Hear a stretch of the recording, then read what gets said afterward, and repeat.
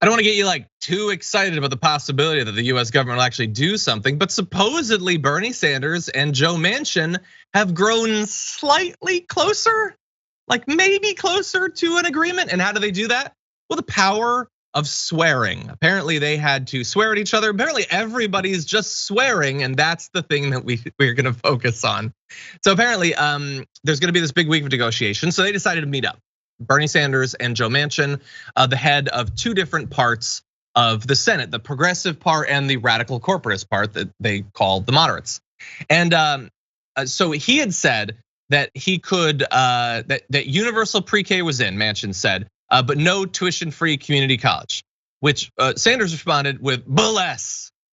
I just love the idea of him shouting that in a meeting. Anyway, Sanders said that Manchin was telling the rest of the Democratic caucus to go F themselves and bend to one senator's agenda. Manchin disputed that, even though it's like, okay, it's not totally accurate. It's at least two senators' agenda, maybe three, but it's definitely what's happening. And he said that Biden hadn't won West Virginia, and his very presence in the Senate is remarkable.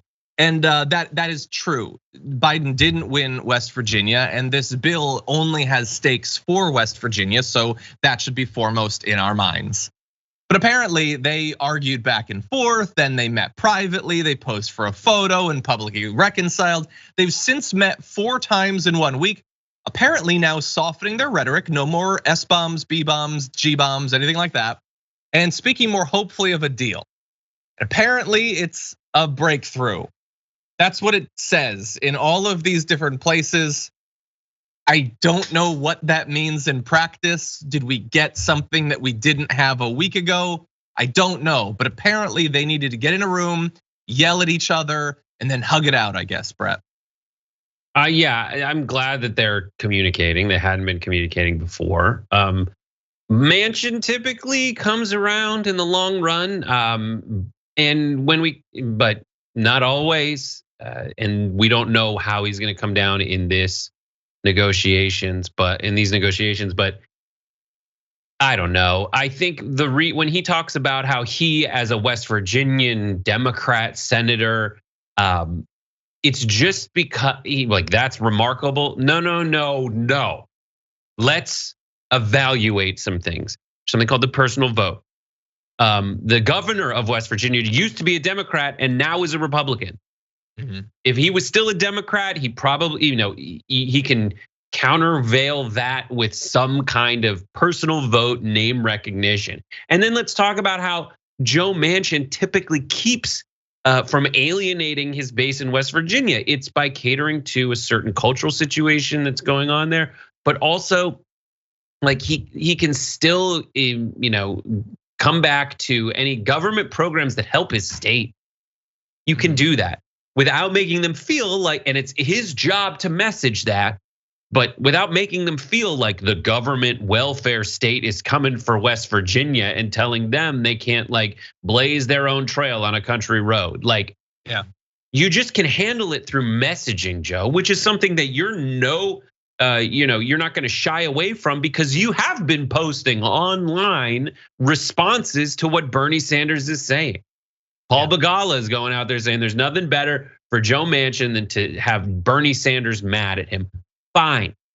Spin that into picking the policies that you want that will help West Virginians. And the part where I start to get more cynical of Joe Manchin, if that was even possible, is when the things he's fighting for are like subsidies for coal and protections for coal that will keep him rich, while ships that have sailed don't double back to pick up the people of West Virginia. And that's what the climate aspects of this negotiation coming from the left, people further left than him, are set at helping out with, helping the transition so that West Virginia can continue to be a place that powers America. And Jennifer Granholm, energy secretary, is on CNN messaging toward that. Yes, I understand that he is trying to keep West Virginia as a power center for America. So let's try to get them to transition to be the home in America where labor is cheap anyway. Yes, and that is why I have said the infrastructure bill should include enough money to buy him a solar company. so that he can then just continue to profit off of the energy if that's and the cheaper employ thing to do. West Virginians. Exactly. And by the way, he recently said in one of these meetings, yeah, I'll give him. How about we have this? How about we have zero?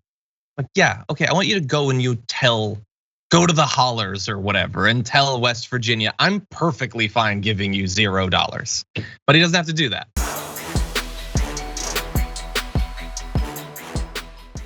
Check out the Damage Report podcast each day, wherever you get your podcasts, whether Pocket Casts or Stitcher or iTunes.